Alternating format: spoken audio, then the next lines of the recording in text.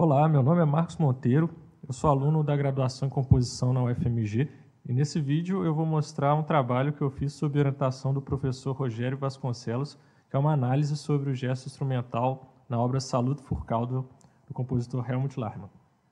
E para fazer essa análise eu me baseei na classificação do gesto instrumental proposta pelo Claude Cardoso, que apesar de ter feito uma reflexão sobre o gesto instrumental com direcionamento mais para síntese em música eletrônica, mais especificamente síntese por modelamento físico, também pode ser utilizada na análise de peças instrumentais. Então eu queria começar falando sobre o próprio Larmann, que é um compositor que talvez pouca gente conheça ou só já ouviu falar. Então ele nasceu em 1935 em Stuttgart, na Alemanha, e desde cedo ele já tinha um talento natural para a música e começou a estudar composição em Stuttgart mesmo. Mais tarde ele veio a ter aulas com Stockhausen, Henri Pousser, Bruno Maderna, entre outros compositores, e veio ser aluno do Luigi Nono, que foi uma das pessoas que mais influenciaram Larmann a fazer uma música com apelo político e social. O Larmann também é expoente de uma corrente estética denominada Klangmusik, que procura fazer um tipo de música que abandona formas tradicionais de compor. Então ele busca construir uma linguagem através da desconstrução dela mesma. E uma das maneiras que ele utiliza para tentar chegar a isso é fazendo com que a energia mecânica empregada pelo intérprete na ação instrumental fique evidente no resultado sonoro. E isso se relaciona com o conceito de música concreta instrumental que faz parte da poética do Larmann, que parte da mesma ideia de música concreta do Schaeffer, mas ao invés de usar sons gravados, se utiliza de ações instrumentais. Bom, Saluto für Caldwell é uma peça de 1977 para 2 violões e é muito caracterizada pelo uso de muita técnica expandida e por isso tem uma escrita muito singular para o instrumento. E o Larmann dedicou essa peça ao escritor marxista Christopher Caldwell. Inclusive, em uma das sessões da peça, ele utiliza trechos de uma obra do Caldwell chamada Ilusão e Realidade, em que ele faz uma reflexão marxista sobre o lugar da poesia na sociedade. Então eu selecionei alguns trechos da peça, só para ter uma ideia de como ela soa.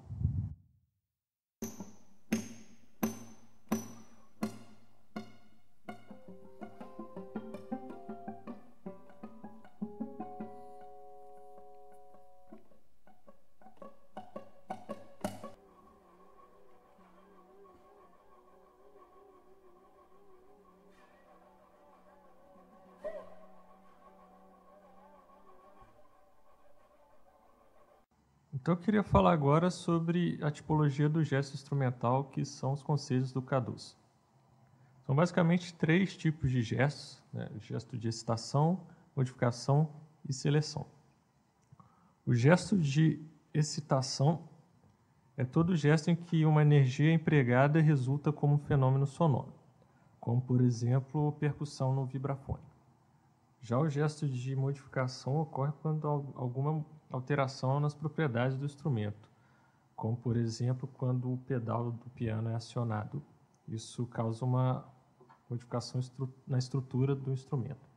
E o gesto de seleção é o gesto que consiste na escolha entre vários elementos possíveis no instrumento que vai ser posto em vibração, como, por exemplo, a escolha das diferentes teclas no piano, que aciona suas respectivas cordas.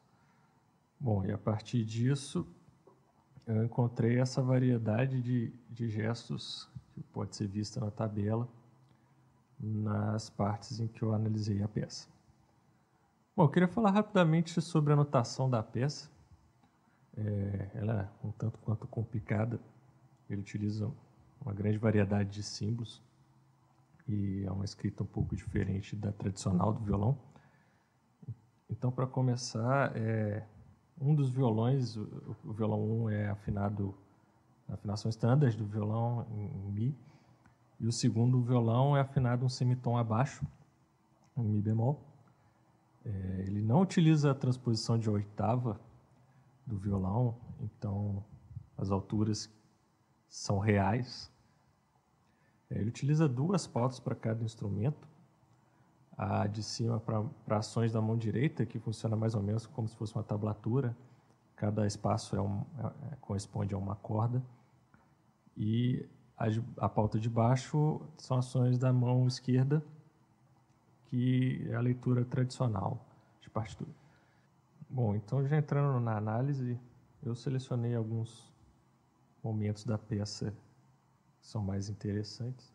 Então aqui nessas primeiras figuras eu chamo atenção para gestos que são semelhantes, mas que têm um resultado sonoro diferente. Esse é um momento no início da peça onde você tem mais ataques com palheta.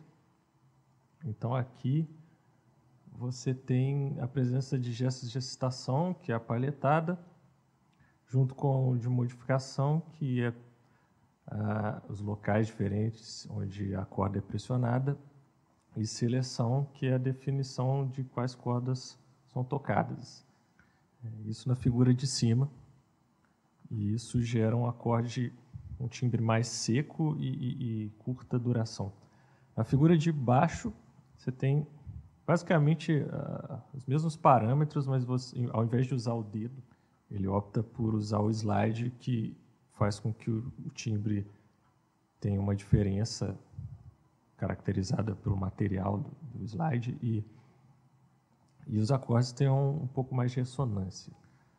Essa outra figura mostra um momento um pouco mais para o final da sessão de introdução e mostra essa variedade de gestos de excitação que tem uma certa similaridade.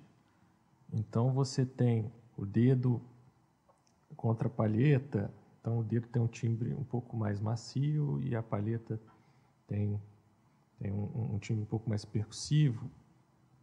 Também tem essa ideia de notas reais com slide, também ele utiliza harmônicos ou som abafado, então tem uma ideia de buscar explorar sonoridades que se aproximam. Isso em grande parte da peça. Então, na tabela, tem um resumo dos gestos encontrados nesse trecho, que não corresponde exatamente a uma seção da peça.